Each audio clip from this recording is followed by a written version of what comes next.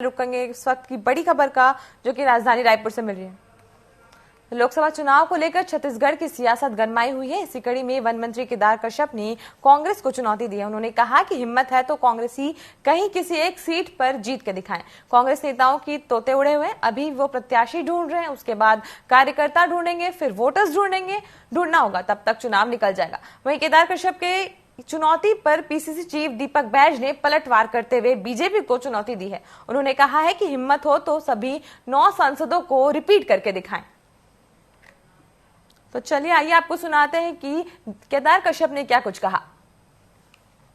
कांग्रेस के लोग क्या कह रहे हैं? कांग्रेस के लोग हिम्मत है कि किसी सीट में वो कहे कि हम यहाँ पर जीत के ही आएंगे। कांग्रेस के लोगों के पूरी तरीके से ताकत खत्म हो चुकी है और उनका वो जो जादुई तंत्र उनके तोते उड़ गए हैं और उसके कारण से अब उनकी स्थिति मरणासन हो गई और वो अब उबरने की स्थिति में नहीं है।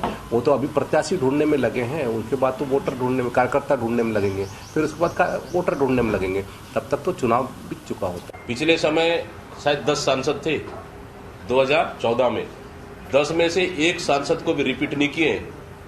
मतलब सोच लीजिए कि भारतीय जनता पार्टी का क्या हालत रहा।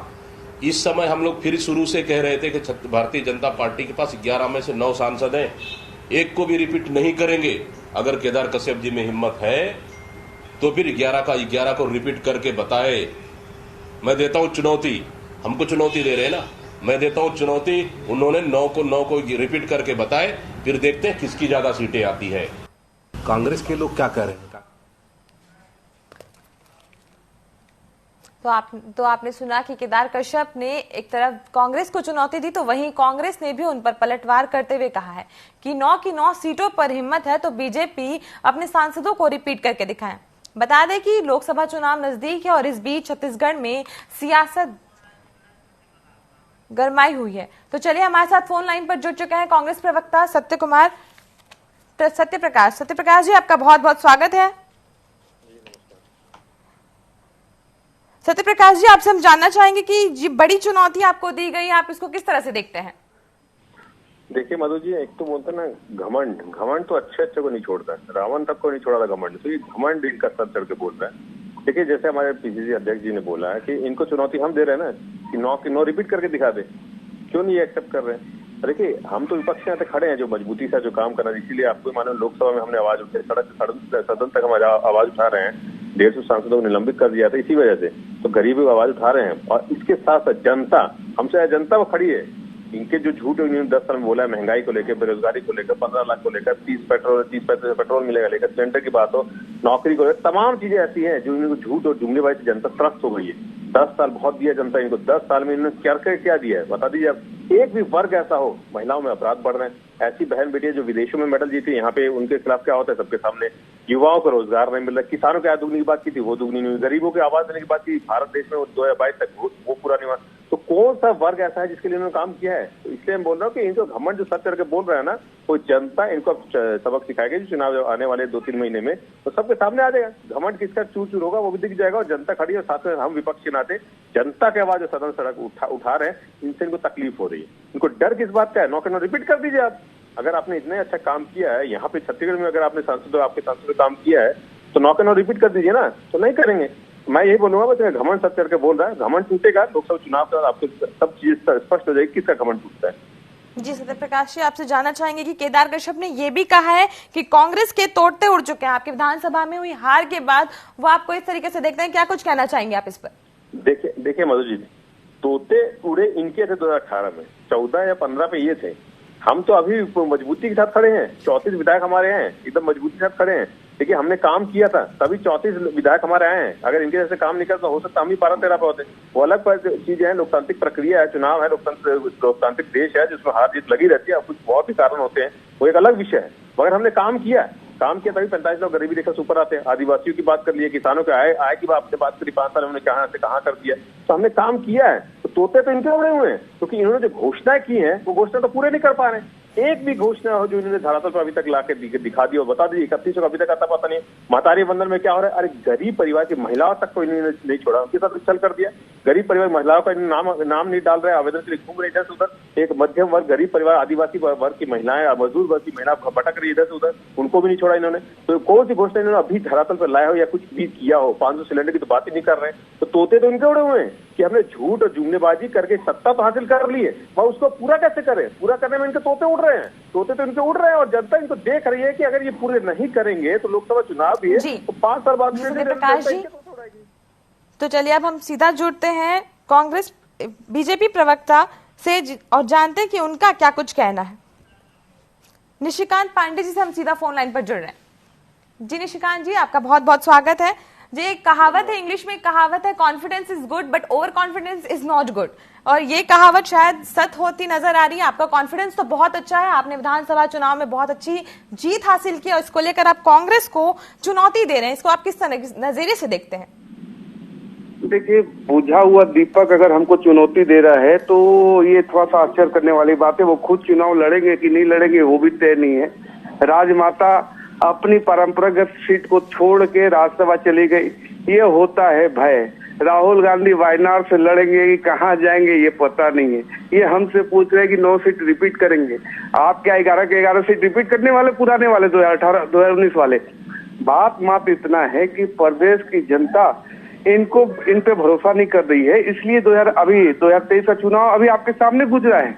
75 पार का नारा देने वाले लोग 34 पे सिमट गए।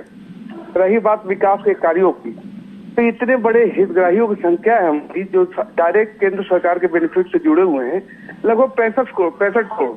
11 करोड़ तो हमने सिर्फ शौचालय बनाए हैं। जल जीवन मिशन के माध्यम से शुद्ध जल पहुंचाने का काम हम कर रहे हैं।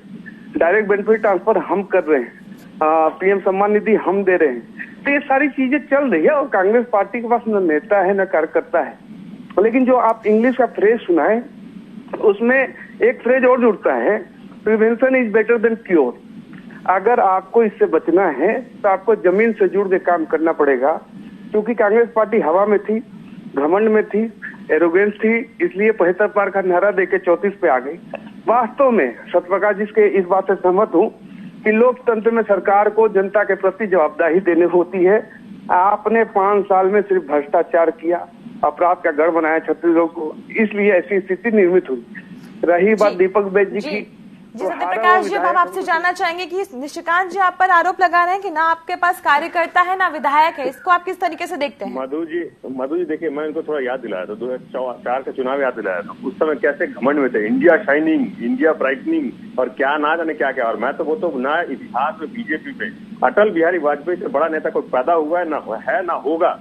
उनका जो चेहरा था उसके बावजूद भी क्या है, सुबह 2004 में याद कर ले निशिकांत पांडे जी, घमंड उस समय बहुत था। इंडिया शाइनिंग करके 2 महीने पहले चुनाव करा लिए थे, इतना घमंड था। तो क्या हाल हुआ? वही घमंड टूटता है। अरे रावण में घमंड भी नहीं रहा था। देखिए, जैसे मैंने बोला 5 साल हमने काम किया भाई, जो बहुत अलग अलग विषय होती है जिसकी वजह से चुनाव में जीत हार लगी रहती है, वो अलग विषय, अलग चर्चा का विषय। और हमने काम किया, 45 लाख गरीबी का ऊपर आए थे तो हमने काम किया था। नीति आयोग ने रिपोर्ट दी थी हमारी, हमारी तारीफ योगी जी की है, तो हमने काम करना पड़ा ना। अगर हम हमने काम किया, घमंड इनके ऊपर है, घमंड टूटेगा। जनता देख रही है कि हमारे को 10 साल में क्या है कि बात करें शौचालय की, यही इनका एमपी प्रदेश है। जी सत्यप्रकाश जी, हम आपके पास वापस आएंगे, एक बार सुन लेते हैं कि निशिकांत पांडे जी का क्या कुछ कहना है। जी निशिकांत पांडे जी, हम आपको सुन पा रहे हैं। मधु जी, इन्होंने इंडिया शाइनिंग की बात कही, इनसे पूछे उस समय कांग्रेस की सीटें कितनी थी? उस समय सबसे बड़ी पार्टी हम थे, गठबंधन जरूर इनका था लेकिन सबसे बड़ी पार्टी हम थे। आपको अगर आकलन करना है और उदाहरण देना तो ढंग से। तो दूसरी महत्वपूर्ण बात आपने कहा कि मतलब प्रदेश में आपने बहुत अच्छा काम किया, इतना अच्छा काम किया कि प्रदेश का युवा निर्वस्त हो गया, शर्म नहीं आई आपको। लेकिन महत्वपूर्ण विषय ये है कि प्रदेश की जनता ने 3 बार हमको बहुमत दिया, आपसे एक ही बार में क्यों खफा हो गई? इसका जवाब है, भूपेश बघेल जी ने कहा था रोटी जलने से पहले पलट देना चाहिए। प्रदेश की जनता ने रोटी पलट दिया। दूसरा महत्वपूर्ण विषय, आप कहते हो कि मतलब कांग्रेस पार्टी जीतेगी, इंडी गठबंधन जीतेगा। देखिए बताओ, न मांझी न रहबर न हट में हवाएं है, कश्ती भी झरझर, ये कैसा सफर है? कोई नेता नहीं, कहीं कार्यकर्ता नहीं। अच्छा, मैं आपके माध्यम से मधु जी इनसे पूछना चाहता हूँ, पूरे देश में कांग्रेस पार्टी कितने सीट पे चुनाव लड़ने वाली है? वो बता नहीं पाएंगे। राहुल गांधी कहां से चुनाव लड़ने वाले हैं ये बता नहीं पाएंगे। रायबरेली परंपरागत सीट जिसको सबसे पहले फिरोज खान ने लड़ा था, इनके राहुल के दादाजी लोग याद भी नहीं रखते, वो सीट को इन लोगों ने छोड़ दिया डर के मारे। इसको बोलते हैं भय। लोकतंत्र में ये भय अच्छा है, आपको इस भय में ही जीना पड़ेगा, क्योंकि आपने परिवारवाद तुष्टीकरण कारण पूरे देश को पीछे ढकेल दिया था। आज विकास के रथ पर चढ़ा हुआ ये सरकार जो है अंतिम पायदान तक लोगों तक विकास के कार्यों को पहुंचा रही है। लेकिन आप कल्पना कीजिए कि तुष्टीकरण के नाम पे जो कांग्रेस पार्टी आती है वो राम काल्पनिक से शुरू होती है, धर्मांतरण पर आगे बढ़ती है, लव जिहाद को बढ़ावा देती है, रोहिंग्या को बसाती है। तो कैसे देश की जनता वोट करेगी 21वीं सदी में? 20वीं सदी में करती रही होगी, 21वीं सदी में जनता वोट नहीं करने वाली। इस बार ये सबसे कम सीटों पे आने वाले हैं और ये जो 2024 का चुनाव है वो कांग्रेस पार्टी लड़ ही नहीं रही है। जी मधु जी, आप दोनों का बहुत बहुत शुक्रिया इस चर्चा में हमारे साथ जुड़ने के लिए। तो जैसे जैसे लोकसभा चुनाव नजदीक है, वैसे वैसे दोनों पार्टियों के बीच सियासी गर्माहट देखने को मिल रही है। एक और केदार कश्यप जहां कांग्रेस को चुनौती दे रहे, तो वहीं दूसरी ओर दीपक बैज भी कांग्रेस को, भाजपा को ये चुनौती दे रही कि आप में दम है तो 9 से 9 विधायकों को वापस रिपीट करके दिखाएं।